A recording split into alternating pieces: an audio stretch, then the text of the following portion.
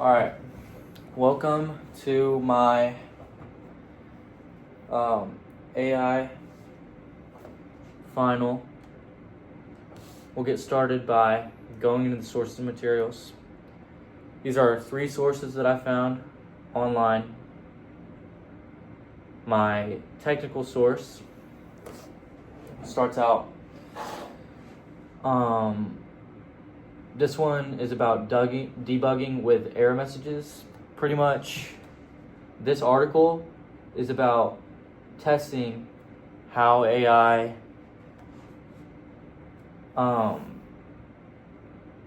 it reruns people's programming that they've done themselves, and any syntax errors, it goes and corrects way quicker than humans can do, pretty much. I liked it because it goes into detail about how, programming, AI in programming is much more efficient in cleaning up human errors than humans are. My ethical source is about AI-driven luxury. Pretty much, it's about how AI can design these luxury brands.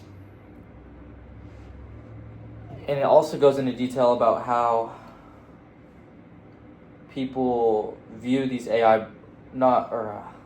how people view these luxury brands, right?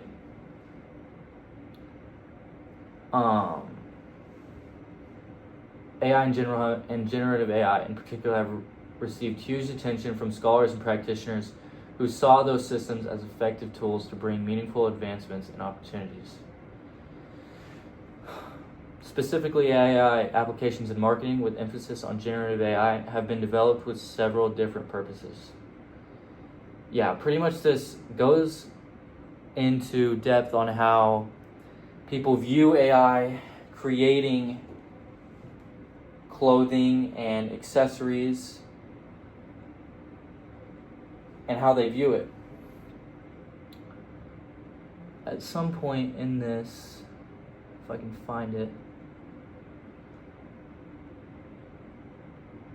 give me a second.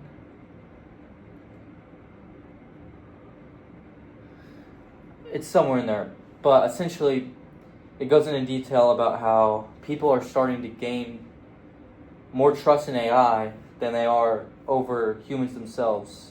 Oh, it's right there. For instance, under certain circumstances, virtual influencers based on AI are perceived as more authentic and trustable than humans, which I thought was really interesting.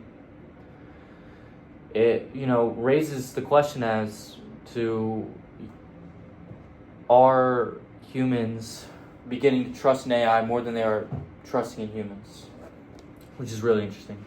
For my social source, I had to open another tab because it wouldn't work on here. But essentially, this is about an AI job that would normally require a computer engineering background, but it's paying, $335,000 taking a computer engineer's job without a degree.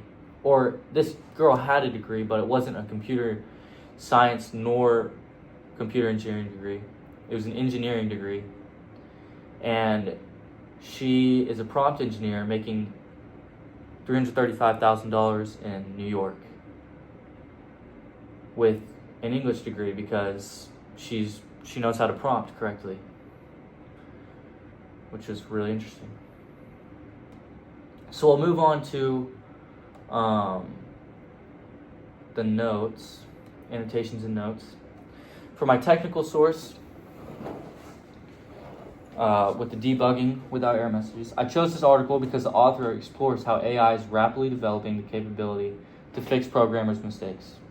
This poses a challenge for computer engineers and scientists, as this traditionally human role is increasingly becoming outperformed by artificial intelligence.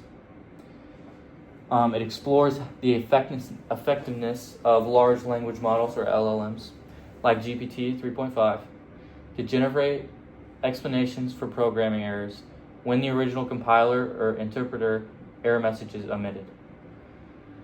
This study compares 3 prompting strategies: a baseline prompt, one-shot prompting, and fine-tuning the LLM with manual error explanations. The study highlights the trade-offs between effort required for different prompting strategies and the resulting improvements in explanation quality, suggesting that using a more capable model might be wiser if available, given that accuracy didn't significantly improve with more complex prompting methods. For my ethical source, I liked it because the article goes into how people can get into computer engineering and other high-paying jobs without having to go into school for them. This can be seen as a good or a bad thing. It's just giving more opportunity to people with or without computer engineering degrees or computer science degrees. This takes away from engineers as well as engineers as a whole and the values of their degrees. The form of AI-driven luxury of how AI is transforming the creative process. When uninformed, some consumers found that AI-generated designs to be significant, sometimes less appreciated departure from traditional collections. However, when informed, people would change their perception of the brand and saw AI as a potential tool to enhance human creativity. My social source, I liked it because this article goes over how people are beginning to trust AI a little bit more and are trusting in, like it said, streamers and virtual influencers over human influencers. It explores a specific AI-related profession that values skills beyond traditional computer engineering.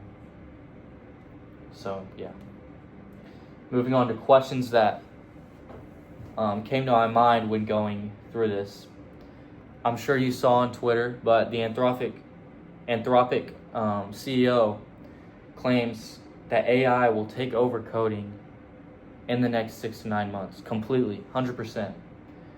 What does this mean for people who are in computer science and engineering school right now, as well as the, software engineers and computer engineers that we have right now in the job market? What does that mean for them?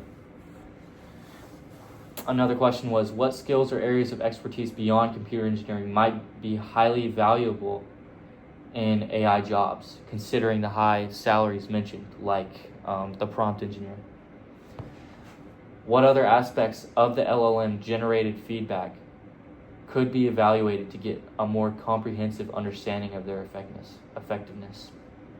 And my last question was, considering the trade-offs between prompting strategies, if accurate, isn't significantly improved more by complex models, what factors might lead to an AI educator to choose one-shot prompting over the baseline prompting, despite the increased effort? And for my documenting my process, I started this process by finding 3 sources. I went on to Archive and EBSCO to find them. I would search up computer science or AI in computer science or AI in computer engineering. Found three topics that fit the narrative or that I was trying to fill. I went into Claude and ChatGPT to help simplify these documents, find the main points. Using Notebook LLM, I found good points and quotes in each of them.